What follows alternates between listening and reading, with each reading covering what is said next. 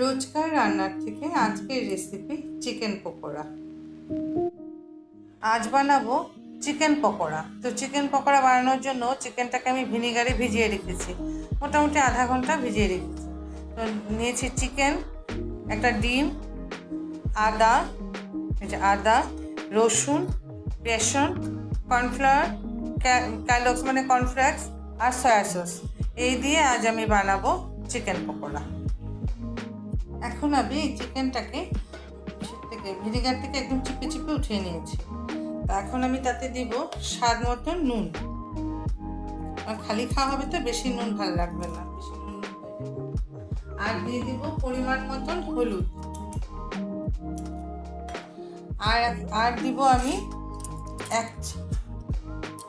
এরকম বেসন দিয়ে দিলাম 2 চামচের মতন। আর দিয়ে দিব কর্নফ্লাওয়ারটা, ওইটাও আমি 2 চামচের মতন দিয়ে দিব। আর দিব সয়া সস, লবণটা বুঝে সয়া সসটা, বেশি না, আধা চামচের মতন দিয়ে দিলেই হয় সয়া সস।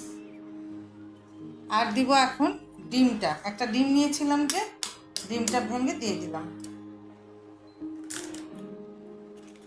এখন আমি এটাকে ভালো, আর দিয়ে দিব আদা রসুনের পেস্ট, মোটামুটি 2 চামচের মতন আদা রসুনের পেস্ট দিয়ে দিলাম। আর একটু মানে স্বাদের জন্য, আবার হজমের জন্য, ভাজাভাজি তো একটু সামান্য পরিমাণ আজওয়াইন দিয়ে দিলাম, ব্যাস, আর কিছু লাগবে না। এখন আর লাগবেই সেটা। এখন আমি এটাকে ভালো করে মাখবো। সরি, এটাতে তো লঙ্কা দিতে লাগবে, তো আধা চামচের মতন লাল লঙ্কার গুঁড়ো দিয়ে দিলাম। এটাকে আমি ভালো করে মেখে নিই।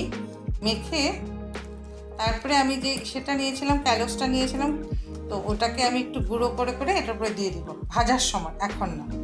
এটা মেখে মোটামুটি 5-7 মিনিট রেখে দিব। এখন আমি এখন ভাজবো, তো ঠিক ভাজার আগ দিয়ে এই যে কর্নফ্লেক্সটাকে এরকম ভেঙে ভেঙে দিয়ে দিব। এই যে ডিম যদি একটু বেশি থাকে, একটু ভিজা ভিজা থাকে, এটা টেনেও যাবে, আর একটা মচমচে একটা ভাবও হবে, ভাল লাগবে খেতে, মচমচা। তো এরকম করে ভেঙে দিয়ে দিলাম। দিয়ে আমি এখন একটা একটা করে নিয়ে ভাজি। এখন আমি একটা প্যানে তেল দিয়েছি, তেলটা মোটামুটি গরম হয়েছে, বেশি গরম করব না, অল্প গরম হলে তারপরে এখন আমি একটা একটা করে পিস এইভাবে দিয়ে দিব। এটা মিডিয়াম আঁচে ভাজবো, যাতে মাংসটা সুন্দর করে সুসিদ্ধ হয়। তা আমি এইভাবে করে মিডিয়াম আঁচে একটা একটা করে ভেজে নিব, সবগুলি লাল লাল করে ভেজে নেব, তবেই ভালো লাগবে খেতে।